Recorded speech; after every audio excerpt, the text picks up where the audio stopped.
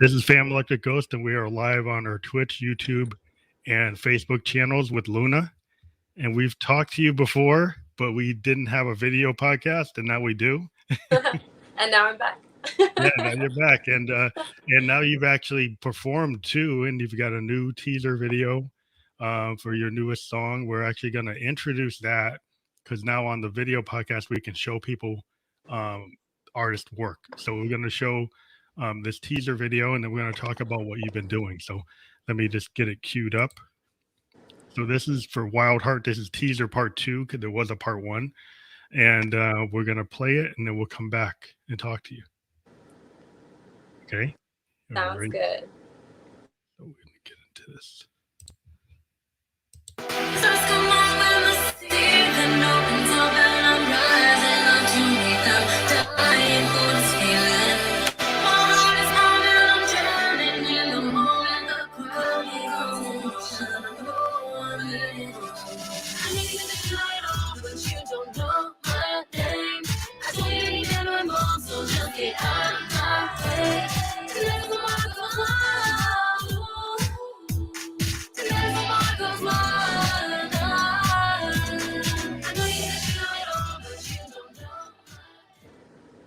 Now we're back, and let me get back to the main screen. So that was pretty quick, but yeah. So I mean, that's a pretty cool video. I think it's wait, sorry, it jumped to the next thing. Usually we don't have quick videos, so it doesn't jump. But so yeah, that's pretty cool because I think the last time we talked, we weren't really able to show people your work. We talk about your work, and then in the audio podcast, we couldn't really show the work. So I think that was kind of cool, so people could get the feel of what it's like to actually see you perform, or how you visually represent yourself. Yeah, and that's awesome because at the time that we did the last interview, I didn't have any of that. So I didn't have any visuals to share anyway. So I've grown so much since that last conversation that we had, which is why I was really excited to show you guys the teaser. It's just now, yeah, like you said, there's a visual representation to everything I talked about before, and it's just kind of manifested into something real for me. And, you know, having the visuals to go along with the music just makes it feel even that much more real. So it's really awesome. And just to give people a background, like you're from Los Angeles, you have like kind of a style that's like classic pop song and with like love stories, but kind of retro contemporary pop that's you know, got this kind of feel that's like romanticism, but it's like, you know, it's got this nice sound. And your producer is known as what, Deadfriend? Yes. Yes. So you put this Wild Heart song, which came out on May 21st on Motherwolf Records, and it's, I guess, your second release with them. It's my second release with the label, my first as a solo artist. My first song with them was I did feature vocals. It was a collab track with 3 other really awesome artists. One was Eko Zu. He's the main guy. It's his song. And then there was a drummer, Action Paxton, and a really awesome songwriter, Kill Will. So the 4 of us are all Motherwolf artists, and we did that song together. And then I ended up releasing this song with Motherwolf a couple months after. So when you played at the Whisky A Go Go on July 31st, was that just a solo performance for you, or were you with like a whole group of artists on Motherwolf? Was that like a show with everybody? No, like so your show. No, that was my show. That was my first headlining gig ever. So I was the headliner at the Whisky. I played with the band. So when I play live at venues, I play with a full band. That's cool. Yeah, because I'm a big, well, even though I'm a solo performer, I play with like, you know, analog synths and like organs and keyboards. And that seems to be kind of a lost thing now because so many people will go out with like a music director, you know, with some kind of Ableton Live and a bunch of like tech gear, you know, they're just punching buttons, which is not bad. You know, I'm a producer. I punch buttons. I know what it's about. But if I go out to play, I don't want to be like just hitting the CDJ. I actually want to play my Roland or a Hammond or something, because I kind of like to see what the audience reacts to. I think like a guitar player wants to see how people react to his solo.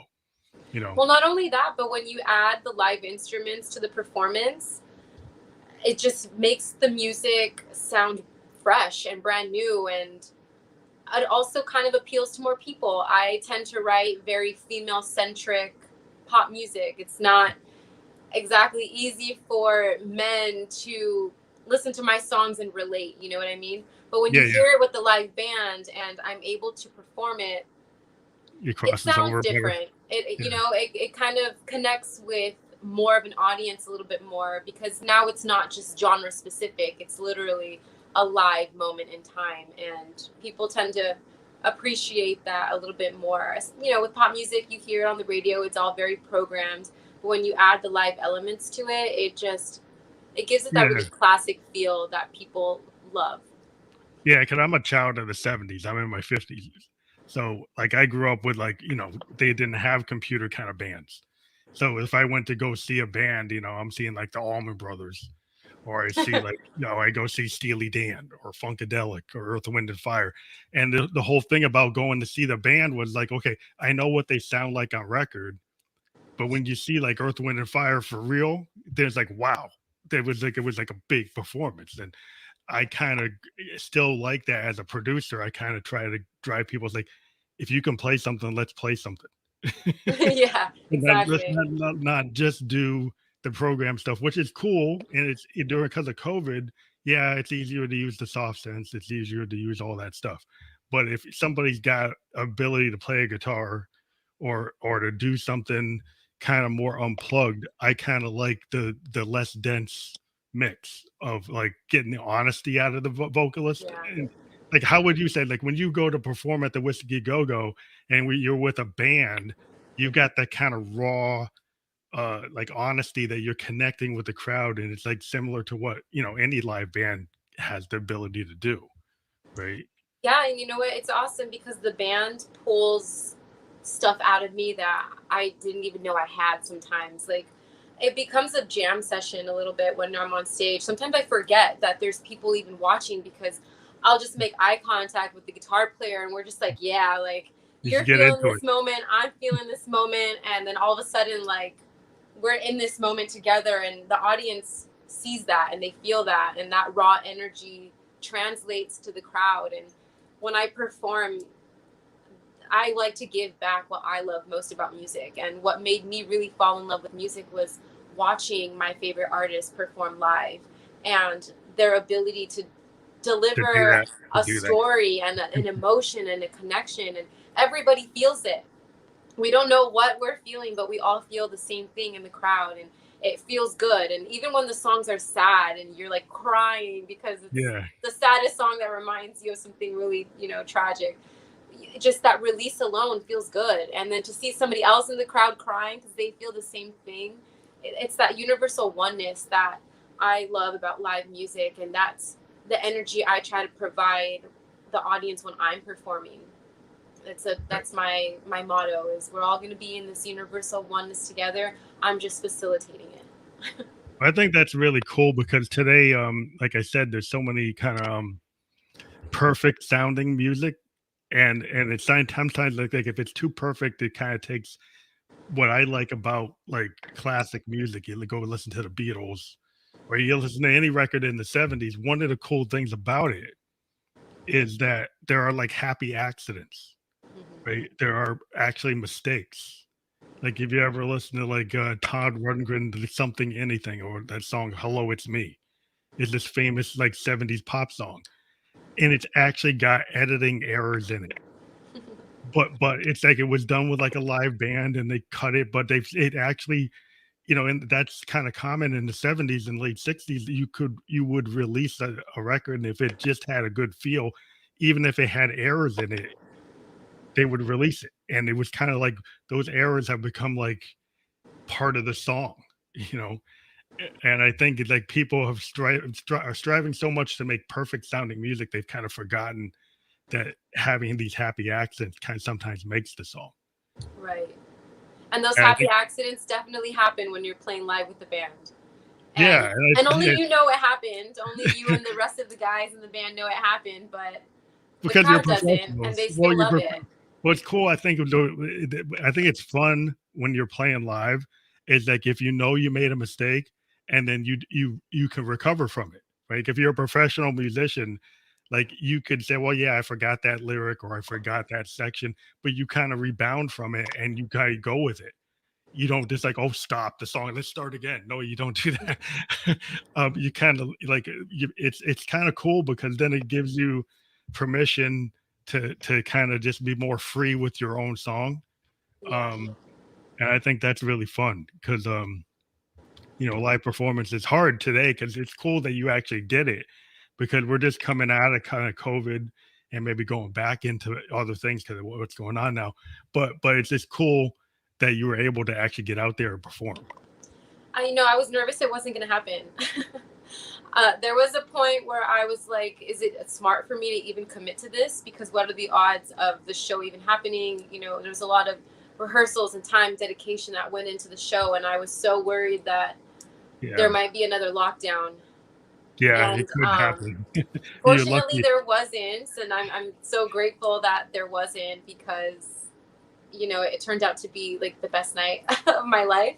Well, that's such a great famous place, and to see it still there after all of what's happened in the last year and a half, it's just some of these venues like in New York and other places like have had trouble, and some of them aren't opening again for a little bit, or maybe some of them won't open, and so it's just cool to see a place like the Whisky A Go Go, and that's got such a history.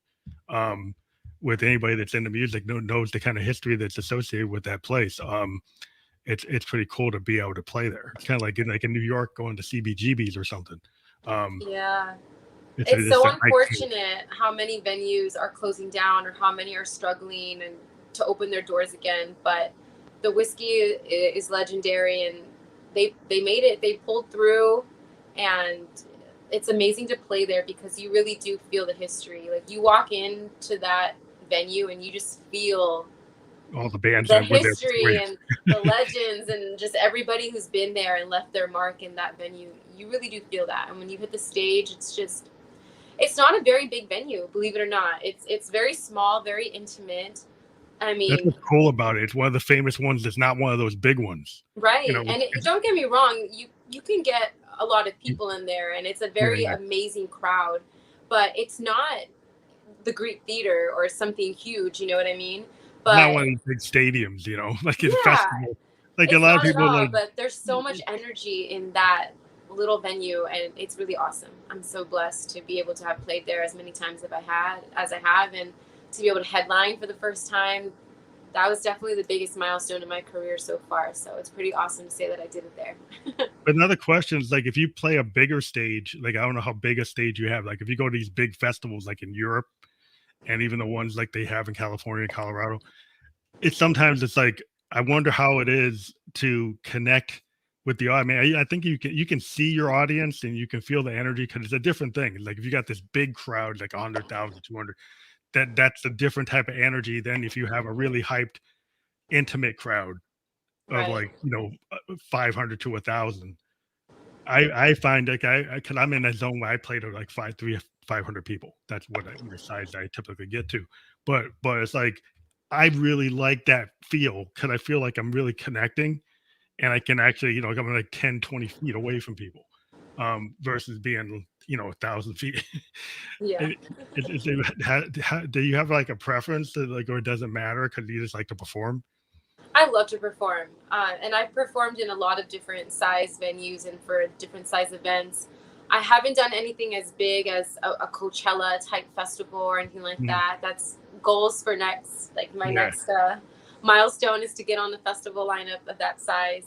But I would say the biggest crowd I've had was at the Whiskey, and I do appreciate the intimacy of that because, like you said, you can look into the crowd and you're making eye contact with somebody, and when you're making that eye contact and you're singing, they feel like you're singing to them, and in that moment I am singing to them, and you feel it. You've locked eyes, that they're feeling you sing to them, and their response, some people get a little nervous and they kind of shy away and they like smile or kind of put their heads down because they get a little embarrassed. And other people they love it. They like instigate it. And I love that energy too. When people are like, yeah, you just made eye contact with me. Like, Yeah. I'm jamming with you. I love that type Well, I of mean, that's person why in the front crowd. like big, you're great. I think the fans that really are into an artist, they'll try to, connect like that. Like the super Yeah. fans, they're like, oh, I want to see if I can get Prince's attention. Like I was a big fan of Prince. Like, so I go to Paisley Park and I'd be like, they're trying to get him to look at me. But like, Like, hey. it's like, but one time he did, and he was like, like, yeah, yeah, yeah. But it was like, he just was such a big influence to me, as a musician overall, even Likewise. I'm a keyboardist and Likewise. stuff, and just his everything he did was just so big to me. And he's kind of like Stevie Wonder when I was growing up. He was like the guy because it made me want to get on the keyboards. Really? Because I was listening to like songs in the key of life, and the synthesizer stuff that he does on that is like incredible. And it really made me say, what I actually started to wonder is like, what is he playing? Yeah. And I started to look up like what type of synthesizers and keyboards he was playing. I said, wow. And that's how I got into it because I was like, wow, he had a bunch of them. And I'm like, wow. And it still inspires me to this day, like what he could do with them. But so like a question that I always ask people is like, who are your influences and your heroes? I mean, I mentioned Prince and Stevie Wonder, but like who are the people that influenced you? Mine are all here on this wall. On I your don't know if wall? you could see it. This Oh, is I see the guitar. I see the my guitar. wall of idols here. Oh wow, you So got we're a bunch of them. actually in my little studio in my apartment. I have a loft, so this is I That's nice. converted the loft into a little studio. So yeah, I mean, my biggest idols are Cher is a very big one. I grew up He's cool. heavy listening to Cher, Madonna, Mm-hmm. Selena, of course, Lana Del Rey, Gwen Stefani. I saw Gwen Yeah, Stefani. That was the first concert I ever went to, and I saw her as a female lead with an all-male band, and I was like, I want to do that for the yeah, rest it's of my kind of like life. Blondie. She kind of reminded me of like a Blondie in New York. She was like Yeah, just like this really strong female who because just, she was like super front strong like female that with lead. those guys. Because she had a all guy band too, and she had this kind of punk attitude, and she did Yeah. too. They both had this thing. Blondie was like ahead of her, but like she did the same thing, and she hit really big. And it was like, wow, that's really impressive when you can like integrate like that. Stevie Nicks was kind of like that with Fleetwood Mac. And Yeah. the fact that she was Stevie's able. another one of my big idols. I love Stevie Nicks. I grew up listening to a lot of her stuff. I also Yeah. love Lady Gaga. She's probably my more contemporary favorite artist. I like Lady Gaga a lot because she kind of channels Bowie in Yes, terms she of does. her ability to do like that like more theatrical stuff. A little Bowie, a little Freddie Mercury. Yeah, she's got that tradition which I really like from the 70s is they would like Bowie asked him like why are you doing it? It's like well I'm not just gonna go out there with blue jeans and stuff. I want to do a show. And Right. he was coming from this idea that you actually do theater. Like when you did Ziggy, you did the Thin White Duke, you did, Yeah. all these characters. He would create, Aladdin saying he just every time he had a record, he created a new character, and I think that was really cool to actually see a guy that was so into it. And Freddie Mercury did the same thing. You would go back to Bohemian Rhapsody, he had this different version of himself compared to what he did like We Are the Champions. That's a different look. He would Right. change his look, change his whole attitude, and he would like that would represent that album. The way he would dress, the costumes, everything. I think that's kind of cool. And so, do you? I noticed in your performance, you wear some stagecraft too. I do, and I actually am very similar as an artist in that way. Like for me, each song that I write is an extension of myself, and it's a representation of who I was, either at the time that I wrote it, Mm-hmm. or who I may have been at some point in my life that inspired me to write a song about it. And for me, I might not be that person anymore. I might not feel those same things or think that way anymore. So that's just a chapter of my life. Each song is a chapter. It's its own character. It's its own story, its own point in time. So I do switch up my looks for pretty much each song. Each song, it's always a different hair color or a different era that I am paying homage to. And that's something that I really picked up from Lady Gaga specifically and Lana Del Rey as well. Like those two artists what I love most about them is their ability to recreate themselves with every project they put out. It's always a different character. You know, Lana Del Rey pulls from like the 60s, the Nancy Sinatra era too, Yeah, and she pulls from even like the Jackie Onassis yeah, and she has an awesome sense of style. JFK. Yeah, she even pulls from Her that style, era. her style kind of has this kind of Twin Peaks, kind of It David does. Lynch look. You know, it's like Yeah. I get the feel. You know what she's doing. Um, you know, I'm a big fan of like bands like Pink Floyd Yeah. and the Who, because like they would come out and do like rock operas, and for each opera they'd have a different look for the band. You know, so like when they do Tommy, the Who did Tommy, they had this look to represent that whole rock opera. It's a story, and they do Right. this big story on stage. And then Pink Floyd, The Wall, they actually had a wall on the stage, and as they did the concert, they build the wall. And by the time the concert was over, the whole band was like behind the wall. And that was like I was like, I'm really into when bands do that. I'm like, wow, that's cool, because you're actually taking this art concept beyond the music Yeah. and doing it on the stage. And I'm like, I'm very much into that. I wish I was alive during that time to see that, because I'm so inspired by that era of music for that reason. Like I feel that's when artists kind of realized how visuals and art installations and just stage production Yeah, can enhance the music. And that's Which something that I, even on my show at the Whisky A Go Go, really kind of worked on for the first time. It was a full on show. Like, I don't like to just stand up there and sing my songs in order. Like, Mhm. there's definitely a full performance, and I wish I had my videos up on YouTube already, so that way you guys can see the full effect of how I I've seen perform. pieces of it, and it did look awesome. I mean, the pieces I saw it's your stage. I saw you wearing your stage outfits. I Yes. saw your performance, and I was like, "That's cool," because, like, I always do believe that, like, you know, when you're out there, you know, you don't want to be like. There's some bands in the '70s that got so into the musicianship they would like turn their back to the audience and just noodle, and they would play, and it's like playing perfect, but it's like there was no engagement Yeah. of the crowd. And it's like I think there's kind of a fine line between being able to play really well and then engaging the crowd and, you know, connecting, and how you do that with outfits or costumes or themes or dancers or whatever. I think it's cool to have like a show.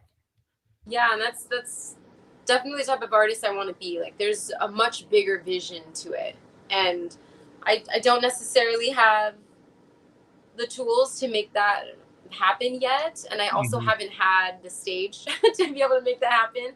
It's like, Yeah, for yeah, what I see in my head, I definitely need stadiums and arenas to yeah. pull that off. But the Whiskey A Go Go was a really good starting point and a really good seed that was planted to kind of show everybody what kind of performer I'm going to be. And it was really awesome. It was my first time working with a designer. I That's worked with a designer. Her name is Brianna Helton Designs, who made that whole outfit for me. And what was really awesome about it was because, like you said, it just added to the theatrics of the performance. Like, the outfit started off as one thing, and then halfway through, it was like, all right, remove the jacket, and now it's something new, and oh, that's remove the cool. skirt, and now it's like the final outfit. So there was like an evolution, It was even with planned the out look. like I share. Yeah, share used to do exactly that. like Yeah, I remember seeing. I was changing characters within the performance, like before people's eyes, whether they caught on to it or not. There Yeah, was there was a growth that was yeah. taking place, and a story that was being told throughout the performance. Everything from the set list, which the order we played the songs in, it was all intended to deliver a message. And it was fun. That was the first time I really got to put on a full performance the way I wanted to. Yeah, And we did it in 25 days. My band and I pulled it together, and we only rehearsed 3 times. So it that's was pretty just good. very organic and very just Well, I think it's good to not crazy. over practice. I'm a big believer in practicing, but like if you over practice, you kind of there's something about the spontaneity. I was like, hey, you know it, go out there and do it, but don't go get so crazy that you do it like 50 times when you don't really need to. you know. Right. Well, it was nerve-wracking because it was everybody's first time performing since like 2019 because of COVID. So oh yes, that may we probably all be had a little those bit jitters. factor. It was like first time out there, baby's first performance. But it's cool. So you think you're gonna work with your designer again, or go with the different people every time? I'm the type of person where I love to collaborate with as many people as possible. But when I have a good working relationship with somebody and it's organic and it feels effortless, I'm also a creature of comfort in that I enjoy knowing that I can work with somebody and I'm going to get this type of project or we get along this kind of way. For me, my creative process has to be very easygoing like that. Mm-hmm. Otherwise, it takes me a minute to warm up. I'm a little bit like a cat. I get along with everybody, but it takes me a little bit to feel that, you know, we can work together or that I can trust you with my vision because my visions and my ideas are my babies. And it's like, can I trust you with that? So Yeah. I definitely like to work with the people who I've worked well with in the past, but I'm always open to working with new people as well. And I believe in community. So if you're cool, you know, I'm happy to introduce you to all the other cool people I know and what can we make together. So yeah, like building a community around the music is something that I want to do behind the scenes and eventually have my own creative company where I have like my go-to people that every time I need a music video done, it's like, all right, call them up and, you know, they're ready to go. They know like we're just waiting for you to give us that call that you need us kind of situation. So I'm kind of building that right now, building myself a real team, and it feels good to have the solid foundation of a team that I have at the moment. So I probably will work with the designer again. She designed a bunch of stuff for the show that we didn't end up using. So I told her, I was like, I can use this for other things. I'm definitely going to be contacting you in the future. That's cool. Well, that's kind of like what we do with the podcast. We've kind of built this podcast community, and that gets into the idea of, you know, we've just in July we had a bedroom producer festival where we had 22 of the guests that were on the show actually do 30-minute a 30-minute live performance. And so what we've been trying to do with this podcast is build a community of independent indie musicians that we all, you know each other because we talk to each other and we do these interviews. And then I decided, well, you know, because people can't play in the venues as much, let's use this platform to give people like a live venue. Very cool. So we did that with a 3-day festival. We had 22 bands play. Wow. We got pretty good engagement over 3 days, and we're going to do it again in November. And we're starting to get a lot more people interested. We've got at least 10 bands already interested in doing it again. Nice. So yeah, it's just, I think it is a good idea to build like a collective. And, you know, what I've done is like a collective of all these independent musicians all over the world that come onto my podcast. And then what's been cool lately is actually people who have been on my podcast actually talk to other people who have been on my podcast and then go collaborate. That's awesome. Which is what that's what it's all about. That's what I wanted to happen. So I was like, that's cool. Cause like, feel free to watch my show. And then if you dig another artist and you see him on Instagram, it's like, hey, I was on the show too. You want to work on something? And yeah, we've actually had people do that. And that's what I think the goal in the indie world is. Like, we don't need the big labels sometimes to help us. We can kind of find our own way. You know, we can get, you know, because you're an independent person, you want to drive your own career. Right. And if you want to work with somebody, you want to be able to work with whoever you want to work with. Exactly. And I love that. I would totally appreciate and respect that you do that for the community that you're building around these podcasts, because it's so important for independent artists to have a community. When I first started, I didn't go to school for music. I didn't take music classes. I'm the only person in my family who's musically inclined in any way, besides my step-grandpa, who came into the picture later in my life, who actually was the organ player for the Temptations for a while. He's a pretty cool cat. That's a cool cat. But That's very modest about it. And he he's been my step grandpa and in my life for, I don't know, maybe 15 or so years, and I didn't even know he did that. did that. Yeah, until I was much older. Like, I had already been in college and started learning Did he music give on you my own. any advice? Like once you knew that, did he tell you about the way the music career business is? Did he Um, kind of give you any kind of hints? he always tells me to be careful. He always Yeah, tells me to be careful and to be true to myself and to always give it 110%. And I do that. So that's good being advice. independent gives me that luxury to kind of be able to be more of myself. And I have released my song Wild Heart on a label. Um, so that's my first like time working with the label. But I'm still an independent artist at the end of the day. I'm still unsigned, I guess you could say, and that Oh, I'm cool. not affiliated with any label other than my music has been distributed on Motherwolf. And I don't know, Yeah, I may consider signing with them or even another label in the future. But for right now, my main focus is to really just perfect my show, because what I'm trying to do as an artist is it goes beyond the music. It really is a show, a performance. My yeah, goal you're a is performing to, artist. You're not yeah, just like, my because goal there's is a to lot be of out people there today touring and that are for just people to watch. well, there are people today that are kind of like what happened to the Beatles. They became just a recording act. Like there's a certain point where the Beatles stopped performing live and all they did is do albums and they never played live again.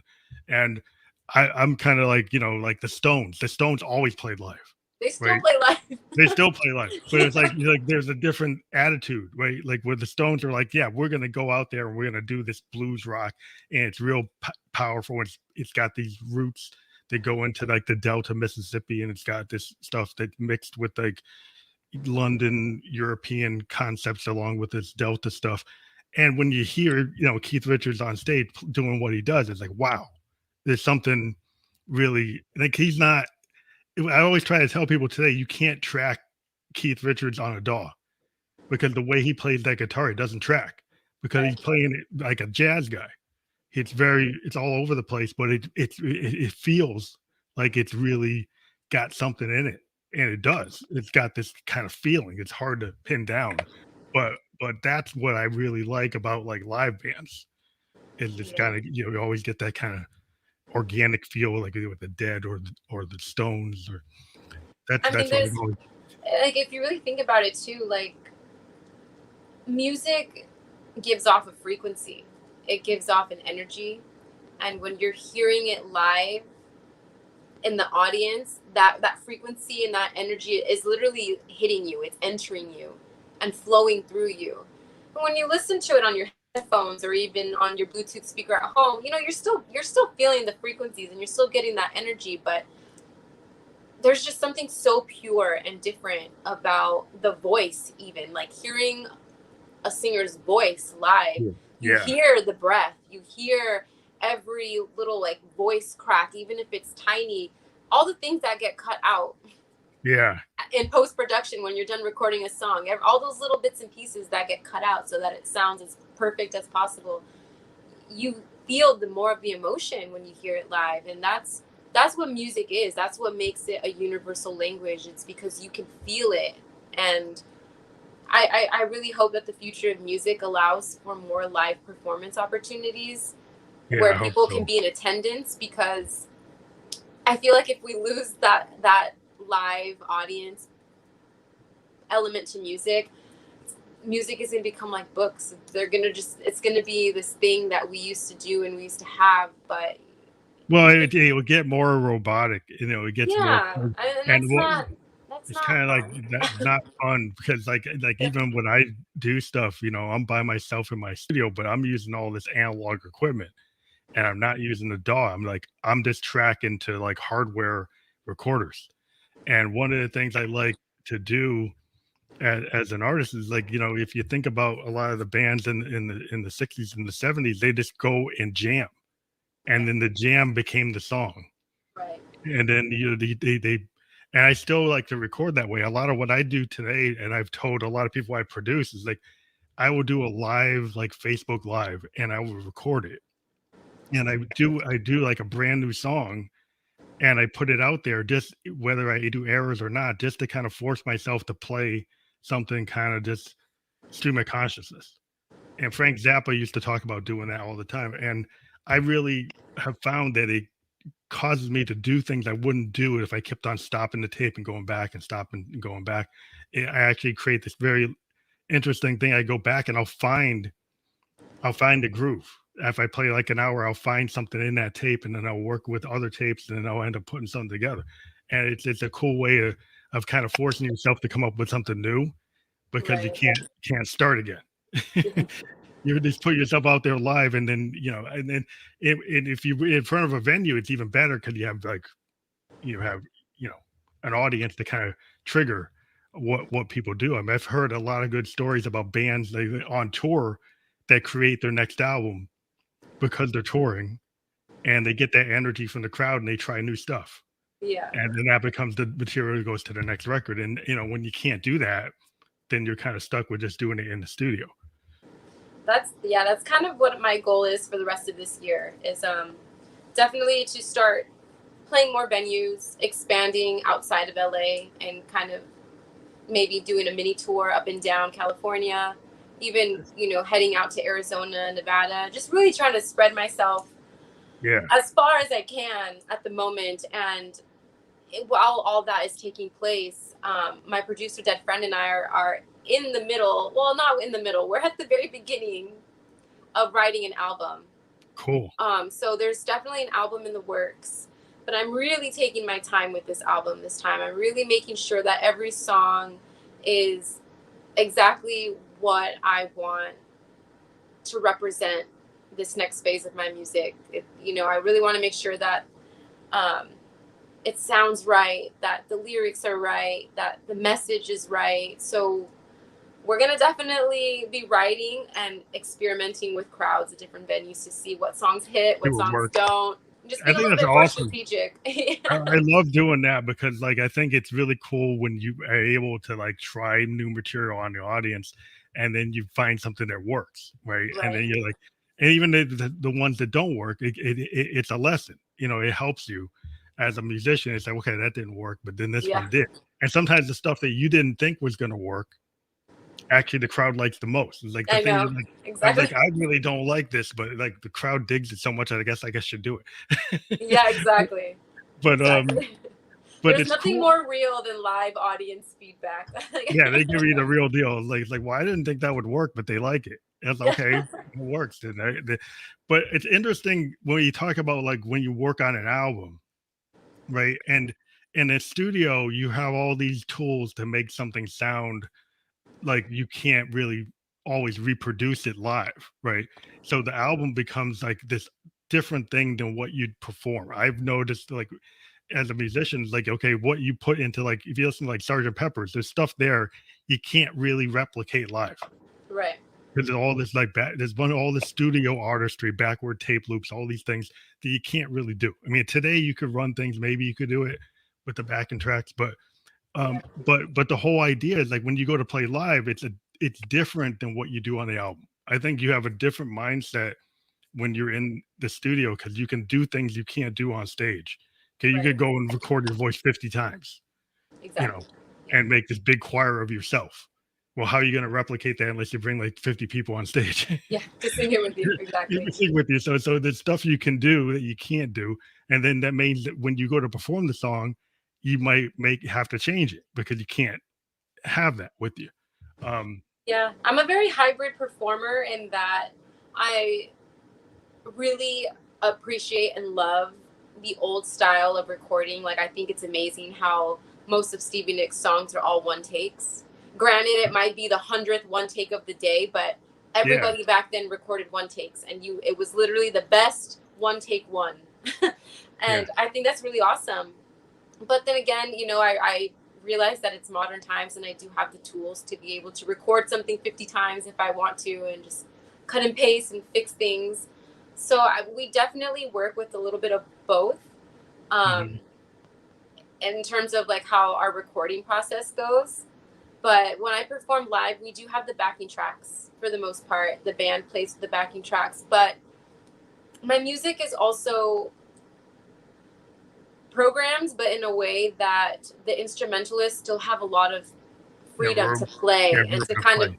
add stuff to it and Yeah, to you're not totally incorporate things locked that in. might not even be there without it clashing. So I'm fortunate that my producer also has like a really good idea as to how to go into the studio sessions with me, because he knows that my vision is to perform this live. So we always, whenever I write, I always think like, what is this gonna look and sound like live?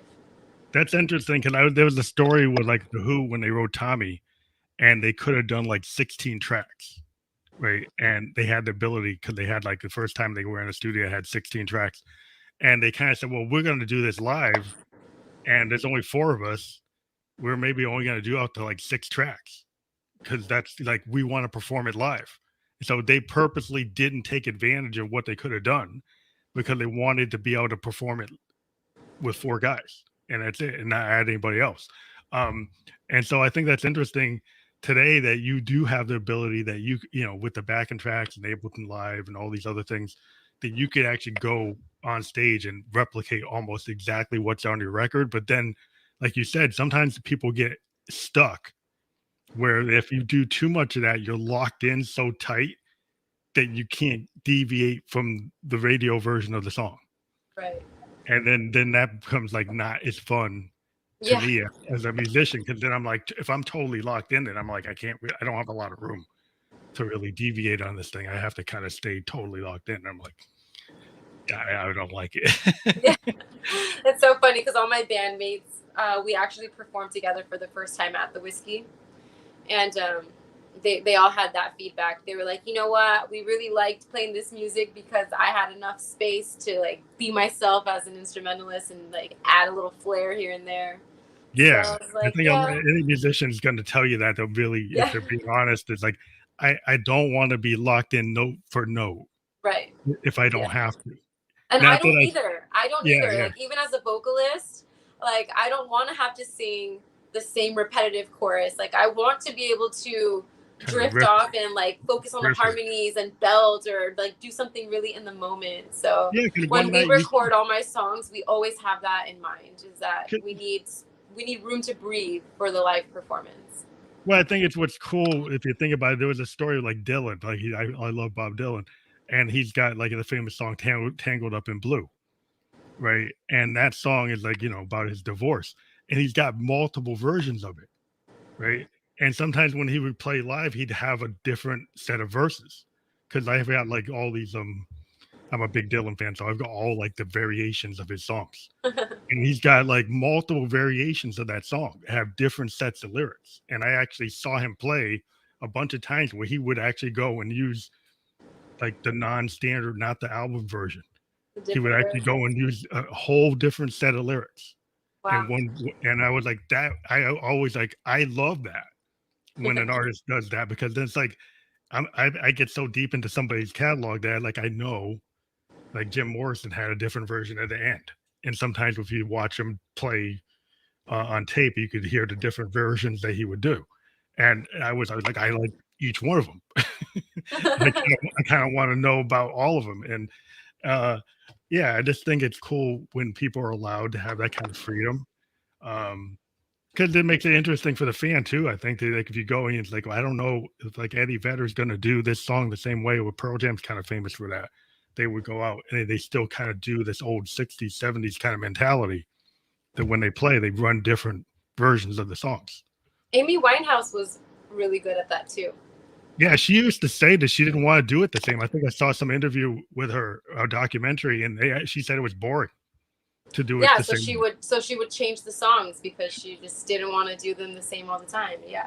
And it's really cool when you go back and listen because it gives you like all this extra work to listen to. Yeah. Like if you It listen to does. her live It work, does. maybe like you have all this additional stuff. You're like, wow. Like you kind of know like she was feeling a certain way one night and she's gonna run this different set of lyrics. And it's like really cool because then you kind of get a window into the artist. It's okay, they're feeling a certain way. So then they reflected that in their performance.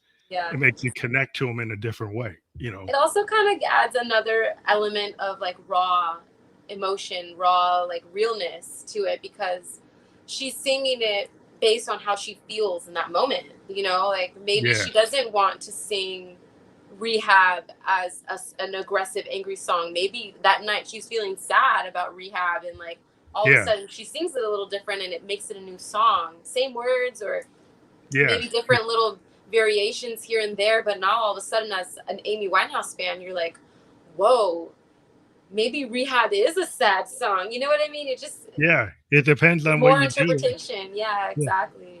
Yeah, I'm a big Hendrix fan, and there's all these versions of Hendrix, and like it's depending on his mood, Yeah. he would come into something, and you're like, wow, it's like he seems angry tonight. On the other, Yeah. then other nights, like he always feel like he's really doing something really beautiful, and because a lot of people like his voice is kind of, but he could do very beautiful like a falsetto, and when he was like really paying attention to when he wanted to play, he could do this really pretty falsetto that he was kind of never really liked his own voice, but he had this really good sound he could do sometimes with his voice, and it was underrated. And when you hear it, you're like, wow, that's beautiful. And when he felt like he was confident enough to do it, he could do it, because sometimes he had confidence problems for being the greatest guitar player in the world, but he had Wow. issues. And sometimes, like when you hear it, when he really got the pitch right, you were like, wow, it's so moving, you know, to get somebody that's like that real. Yeah. And that's what I like about live performances. Like, you know, you think about the realness of the artist, that, you know, they're not just running like, oh, I'm just doing the same thing I did last night. Right. Because the reason why you do what you do, right, is because you believe in it and you're passionate about it, and you want to give that feel to the audience, right? That's why you do it. Yeah. 100%. So when you're doing an album, one thing I want to ask before we probably break off is today is like this, we live in a world of like the Spotify playlist, right? So I thought it was really interesting you saying you're doing an album. And I do see EPs and albums coming back, but there's so many things that are focused just on singles that it was really cool to hear that you're actually going to do an album, because I'm a child of the 70s again, and all I used to consume, and I still do, is albums. I try to find people who are doing albums because I still love that form, because I like to hear an artist's complete thought. Yeah. I mean, like you, I am very inspired by the pop stars of the past, and the pop stars that I love and admire write albums. So they write albums. That's what I'm gonna do. I want to be like who I admire You're most. I'm like, not trying to be a different version of that. I mean, I'm gonna be my own version of that. Don't get me yeah, wrong, but yeah, I'm not yeah, gonna yeah. try to stray from what my overall goal is just because streaming is king right now. Um, I somewhat feel like it's a little bit of a trend, you know, like we're like all things, it's a little bit of a trend, and I feel like with time, old things come back. But I think it's and the strength of your material. You know, and that too, and it's, I think a lot of it is instant gratification right now, you know, social media and just the nature of the world that we live in. Everything needs to be fast and instant, and the attention span isn't that long anymore. And that may be true, but if you have something that's really good, people are going to continue to listen. well, yeah, if you People are listen to going to hip, yeah, engage. if you look at hip hop, the idea that you can't do an album because people don't listen to it, it's not true. Because if you go look at like a guy like Kanye West, or you look at Tyler the Creator, or Earl Sweatshirt, or Frank Ocean, people go and buy their full albums, They and they do. listen to the full record because they have albums. They're like even concept albums. They've got People albums. were waiting. People were waiting for Kanye to drop an album. What, just last week, or was it a Yeah, week or two ago? yeah, And and he didn't. And he people are didn't. still waiting. And he's dropping a full album. You know, Yeah, because I he had think people streams. still, I think people still love albums. I think there really is space for it. Um, I do plan on dropping singles to kind of Yeah, tease and you still have introduce to the do it. album. You know, I'm still I'm gonna play both. I'm gonna utilize the trend of singles, but I'm still going to commit to the goal that I have for myself and my art, which is the album. And I'm a hybrid type person. I'm not just left, I'm not just right. I But can it is a see combination of the both. good. Yeah, I like to see all sides and then come up with my own best way by putting your best ideas, his best ideas, her best ideas, and my best ideas into one super idea. I'm not a narrow-minded person. Well, I yeah. like to pull from a lot of different sources. When the age of the album, there was singles. You know, it's just you'd have singles to maybe three, four. If you had a really big album like a Michael Jackson album, you had like five, or like Yeah. Purple Rain had like 4 or 5. So you know, Bruce Springsteen, you know, he could hit like 4 or 5 singles. It's like, so the idea that, you know, you can't have a lot of hits on an album, that you can't. It really depends on like how much work you put into the record. Right. And I believe the album format is really it is really dictated by the imagination of the artist. Right. If you put together something that's really thematic and people really dig, you can do an album Right. and you can get people to get into it. Especially if you go and you perform it and you show people the interconnectedness of it. Yeah. Like if they realize that the story, and you go and perform live and they get the story and they say, oh, these songs go together, or Right. these songs kind of fit. So even if they're not a rock opera, if you have 3 songs that kind of fit together and you go perform them live and they're from the same record, then they're like, oh, I'm going to check that out. Exactly. That's what old bands used to do. They used to have, you know, songs that would fit, and you could go to that concert and he's like, oh, those are all the new songs from this album, and it felt like it had a theme. And even if it wasn't The Wall or it wasn't Tommy, it still Right. felt like, you know, Tom Petty, Damn the Torpedoes. All those songs are not, it's not a rock opera, but the songs all kind of fit. And even It's though kind they're, of, I almost feel like the concept of street, like singles, I feel like that idea is kind of pushed onto independent artists hmm, because Dua Lipa dropped a full-length album in the middle of a pandemic. Miley yeah, Cyrus dropped a full-on album in a whole different genre in the middle of a pandemic. These big pop stars are still dropping albums. They really yeah, are. because They it really feels are. They're good. dropping albums. I Granted, think they it have the feels, budget and the yeah, marketing teams and stuff to do it, yeah, but as independent artists, if we were just a little bit more patient, put a little bit more time, and really thought out, like you said, a thematic concept, well done album, there would be no need to drop just banger singles all the well, I think time. they got a lot of producers, you know, and I'm a producer, but I think what they try to do is they take all your energy that you could go do like an 8-song album, and they make you spend all that energy in one song. Right. And that's where I think they're making a mistake, because I think if you took that energy and you did a thematic album, whether it's concept or not, you're going to get some really good nuggets in there, and you'll have 1 song or 2 songs that are the single, and then you'll have something you can perform Right. That's more the than thing. 1 song. So when you Exactly. go to play, you're not just doing 1 song. And so you have, you're kind of helping yourself when you go to perform, because, you know, it's like when I do stuff, I still do albums. So I've got an album dropping like in 2 weeks, and it's like everything I do is kind of based on how I'm going to perform. And when I go to put this out, I'm just going to be playing this stuff live for the next 2 months. And that's what Exactly. I kind of practiced it so I would be able to do it. Yeah. Yeah. but, Exactly. but it's kind of like, but if you just put everything into this one thing, then you don't have anything else. And I think Exactly. they need to, you kind of need to rethink that. I agree with you 100%. I'm trying to keep it old school and keep it new school and do both while Yeah, I touring mean, and build a fan base all at the same time. you want one of those songs to be on a Spotify playlist. I'm saying, yeah, I know. Yeah, I'll put out a record, and yeah, I'm going to try to get my songs on some playlists. And I know exactly. that people who go to those playlists might not listen to my record, but then like people who come to my show, they'll buy the vinyl. And so when they buy the vinyl, they'll listen to the whole thing, right? Or they buy the cassette and they'll listen to the whole thing. And so Right. I know there's a certain sector of my audience that will buy the merch, they'll buy the record, they'll buy the CD, they'll buy that. And then there's other people that will just listen to 1 song on a banger song or whatever they think is good. And And I it's feel like, like it's important to be open-minded to both types of fans, because with the way that our world is as musicians, we're going to have both. You're going to have the people who love you for your full body of work and are going to be at your shows and sing every word and purchase all your merch.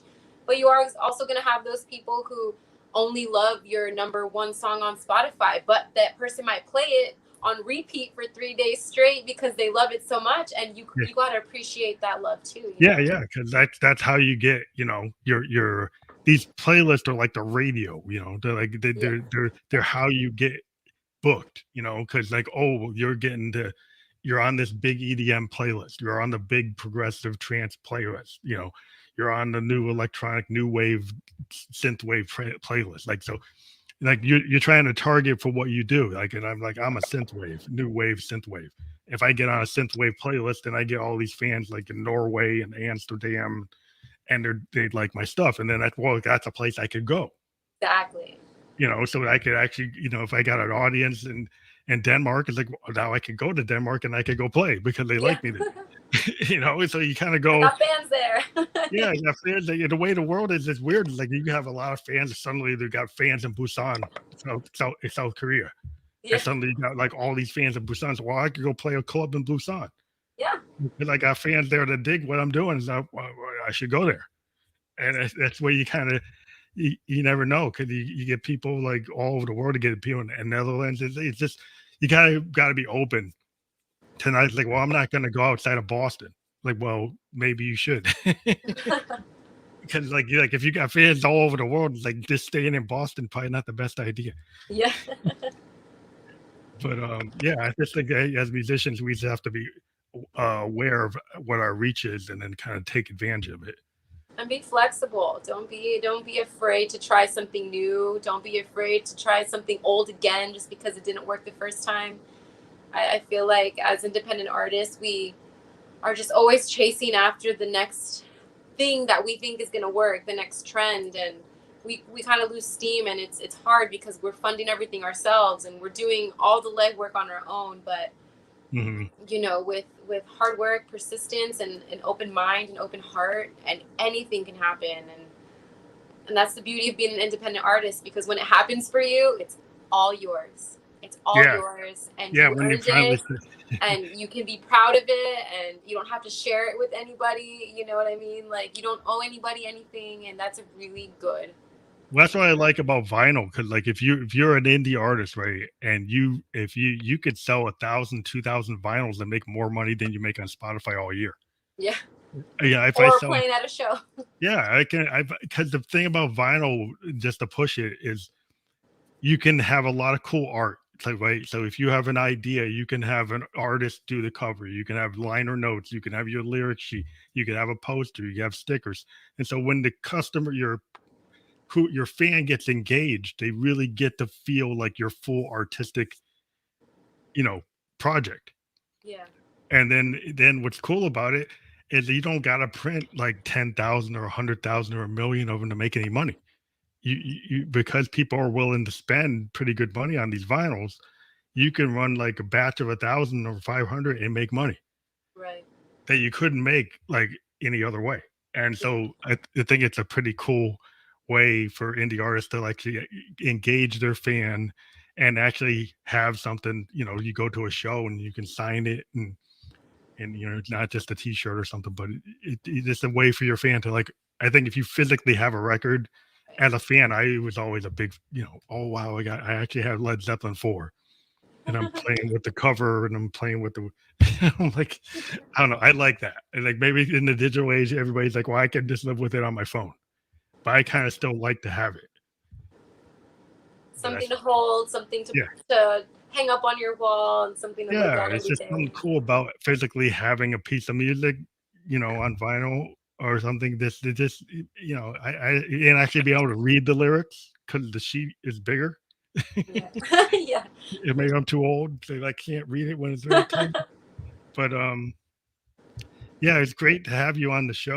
We're kind of getting to the top of the hour, but we'd love to Yeah. have you come on again when your album comes out. We'd love to do album release episodes. That would So be amazing. yeah, so we're into that, and like I said, we're trying to do this festival again in November.